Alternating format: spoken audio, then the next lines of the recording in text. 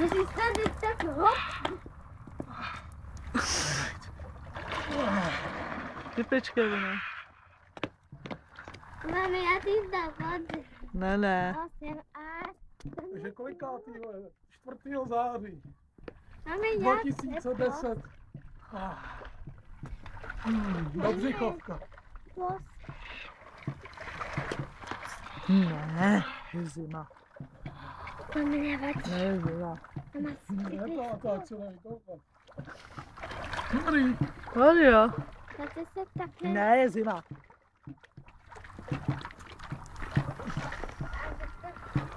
Kajo, ne. Na mě pak ovce. Nikdo je zima, co blbneš. Víš, to není tak teplý jak v létě, ale je to jak v létě v rybníku. A já... To je tak nějak.